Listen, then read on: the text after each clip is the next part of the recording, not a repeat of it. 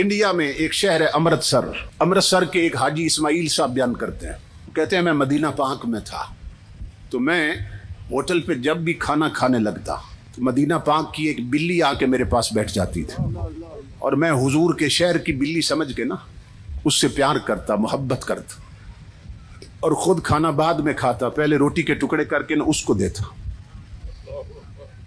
یوں ہی میرا وقت گزر رہا تھا، جب بھی کھانا کھانے لگتا بلی آ جاتی اور میں اس کی خدمت کرتا۔ کہتے ہیں مدینہ پاک میں میرے 3 دن رہ گئے تھے، غور سے سننا، 3 دن رہ گئے تھے مدینہ پاک میں، اور پھر میں نے واپس آنا تھا انڈیا، امرتسر واپس اپنے گھر آنا تھا۔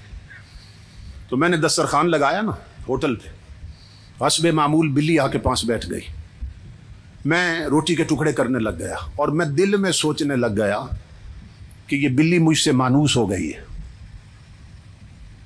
میری بیلی بن گئی ہے، پنجابی میں کہہ رہا ہوں، یہ مجھ سے مانوس ہو گئی، گھل مل گئی میرے ساتھ، جو جب بھی کھانا کھانے لگتا ہوں یہ آ جاتی ہے۔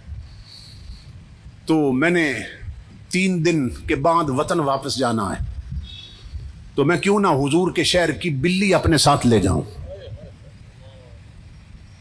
حضور کے شہر کی نشانی بنا کے میں اس بلی کو اپنے ساتھ لے جاؤں گا۔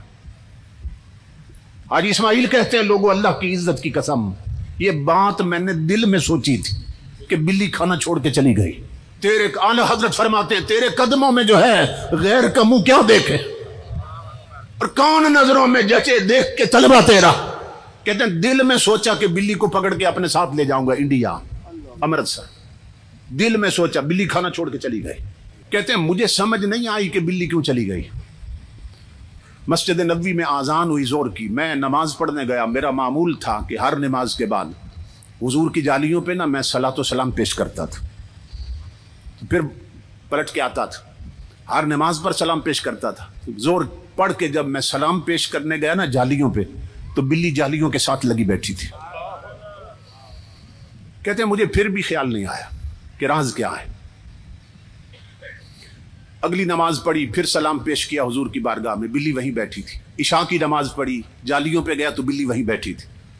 اتنی بات میرے ذہن میں آ گئی کہ اس کا مطلب یہ ہے کہ بلی کی پکی جگہ یہی ہے، پکا ٹھکانہ یہی جالیاں ہیں، ادھر ہی بیٹھی رہتی ہے اور جب بھوک لگتی ہے تو پھر ہوٹل پہ چلی جاتی ہے۔ کہتے ہیں میں نے یہ اندازہ لگایا۔ تو مدینہ پاک میں نا میری آخری رات تھی، میں نے سوچا کہ آخری سلام پیش کرنے حضور کی جالیوں پہ آنا ہے تو بلی ادھر ہی ہوتی ہے، ادھر ہی سے پکڑ کے ساتھ لے جاؤں گا۔ کہتے اس مقصد کے لیے مدینہ پاک سے میں نے ایک ٹوکرا بھی خرید لیا تھا، اس میں بلی میں ساتھ لانا چاہتا تھا۔ کہتے ہیں مدینہ میں میری آخری رات تھی۔ کہتے ہیں لوگوں اللہ کی عزت کی قسم جب رات کو میں سو گیا میرا مقدر جاگ اٹھا، میں نے خواب دیکھا، امام الانبیاء خواب میں تشریف لیا ہے، میں قدموں پہ گرا، میں نے عرض کی میرے آقا بڑا کرم فرما دیا آپ نے، بڑی عنایت کر دی، مجھے اپنا دیدار عطا کیا۔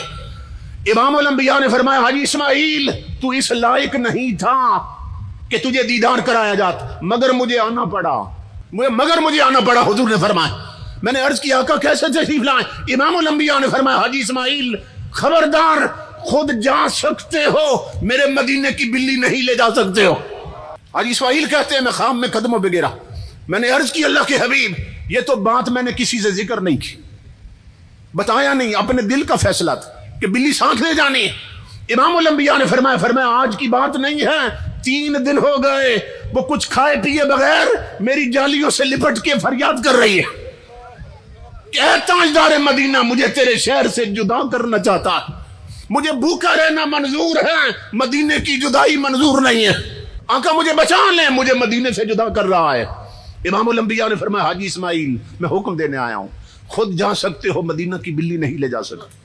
میں نے جب یہ واقعہ پڑھا امام الانبیاء کے غلاموں تو ذہن میں بات آئی، جو رسول بلیوں کی سنتا ہے وہ امت کی بیٹیوں کی کیسے نہیں سنے گا؟ اگر بیٹیاں بن کے رہیں، اگر بیٹیوں کے سر سے دوپٹے اتر جائیں وہ امت کی بیٹیاں نہیں رہتی، اگر ان کے آدھے جسم ننگے ہو جائیں وہ پھر بیٹیاں نہیں رہتی، اگر وہ میک اپ کر کے بے پردہ بازاروں اور پارکوں میں پھریں تو پھر وہ امت کی بیٹیاں نہیں رہتی ہیں۔